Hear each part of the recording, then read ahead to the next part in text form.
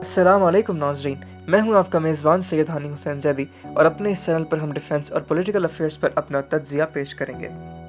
پچھلے 3 سے 4 ماہ کے دوران بہت سی نئی ڈیولپمنٹس ہوئیں جس میں پاکستان آرمی کو نئے ایئر ڈیفنس سسٹم اور نئے مین بیٹل ٹینکس کی ڈیلیوریز، پاکستان فضائیہ میں JF-17 بلاک 3 کے علاوہ J-10C کی انڈکشن کی تصدیق، اور پاکستان بحریہ میں PNS تغرل کی انڈکشن اور ہنگور کلاس سب مرینز کی کنسٹرکشن کا آغاز ہے۔ لیکن آج کی ہماری اس ویڈیو کا ٹاپک ذرا یونیک ہے، جس پر بہرحال پہلے سے ویڈیوز تو موجود ہیں، لیکن ہم اپنے انداز میں اس پر کچھ تجزیہ کرنے کی کوشش کریں گے۔ تو چلیے اپنے ویڈیو کا آغاز کرتے ہیں۔ ناظرین، چند روز قبل یہ خبر نکل کے سامنے آئی جس کی بعد میں ایک مصدقہ ذرائع سے تصدیق بھی ہو چکی ہے کہ پاکستان، ترکی اور چین ایک جوائنٹ ان مینڈ کامبیٹ ایئر سسٹم پر کام کر رہے ہیں، جسے مستقبل میں فائٹر ایئر کرافٹس کے ساتھ لائل ونگ مین کے طور پر استعمال کیے جانے کے قوی امکانات ہیں۔ دوستوں، دنیا تیزی سے تبدیل ہو رہی ہے اور خاص طور پر ایرو اسپیس ٹیکنالوجی میں ایڈوانسمنٹ کے ساتھ مستقبل میں پاک فضائیہ کو اپنے دشمن پر ایئر سپیریورٹی برقرار رکھنے کے لیے کئی طرح کے چیلنجز کا سامنا کرنا پڑ سکتا ہے۔ دوستوں، اگر ہم اپنے ایڈورسری ہندوستان پر ایک نظر ڈالیں تو وہ مستقبل میں اپنے ایئر فورس کی ریکوائرمنٹس کے تحت حال تیجس کا ایسا radar equipped variant mark 1A اور مارک 2 کے علاوہ 5th جنریشن فائٹر حال AMCA بھی تیار کر رہا ہے، اور اس کے علاوہ چند عرصہ قبل اس نے حال کیٹس یعنی کامبیٹ ایئر ٹیمنگ سسٹم کا کانسیپٹ بھی انویل کیا ہے۔ لیکن سوال یہ ہے کہ یہ ایئر پاور ٹیمنگ سسٹم آخر ہوتا کیا ہے؟ آخر لائل ونگ مین ڈرون کسے کہا جاتا ہے؟ تو ناظرین، لائل ونگ مین اس ڈرون کو کہا جاتا ہے جو کسی بھی قسم کی ہیومن انٹرونشن کے بغیر یعنی 100% آرٹیفیشل انٹیلیجنس پر آپریٹ کرتے ہوئے ہائیلی کنٹیسٹڈ انوائرمنٹ میں مینڈ فائٹر ایئر کرافٹس کو سپورٹ فراہم کر سکے۔ اس لائل ونگ مین ڈرون کو مینڈ ایئر کرافٹ سے کمانڈ کیا جاتا ہے جو اسے ہائیلی کنٹیسٹڈ انوائرمنٹ میں air to air, air to ground role میں استعمال کرنے کے علاوہ انکمنگ میسائلز اور انکمنگ تھریٹس سے فائٹر ایئر کرافٹ کی حفاظت اور اس کے علاوہ سوارم ڈرونز کے طور پہ بھی استعمال کر سکتا ہے۔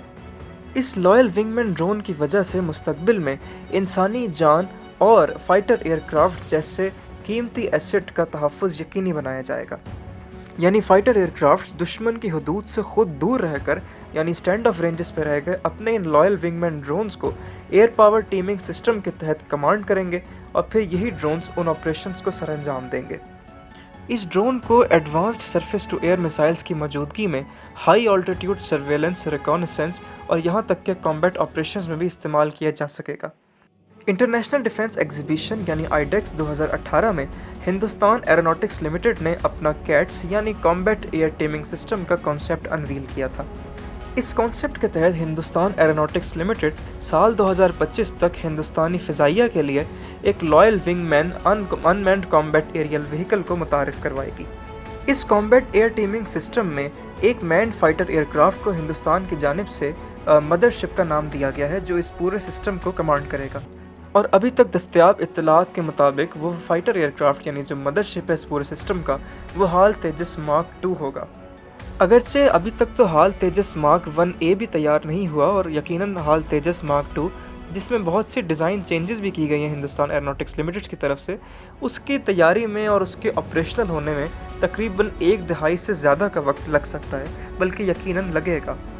لہٰذا اگلی 1 دہائی تک اس کامبیٹ ایئر ٹیمنگ سسٹم کے آپریشنلائز ہونے کے امکانات نظر نہیں آتے۔ لیکن دوستوں، بہرحال پاکستان ایئر فورس کو مستقبل میں طاقت کا توازن برقرار رکھنے کے لیے ابھی سے ہی اقدامات کرنے ہیں، اور اس سلسلے میں بے شک پاکستان ایئر فورس کی لیڈرشپ سوچ بھی رہی ہے، اور اسی باعث ہمیں مصدقہ ذرائع سے اب سننے کو یہ بھی مل رہا ہے کہ پاکستان، ترکی اور چین ایک جوائنٹ ان مینڈ کامبیٹ ایریل وہیکل پہ کام کر رہے ہیں جو مستقبل میں ایئر پاور ٹیمنگ سسٹم میں لائل ونگ مین کے طور پر اپنے خدمات سر انجام دے گا۔ اگرچہ ابھی اس کے بارے میں کچھ بھی کہنا قبل از وقت ہوگا، لیکن اب تک کی جو اطلاعات نکل کے سامنے آئی ہیں اس کے مطابق یہ لائل ونگ مین ڈرون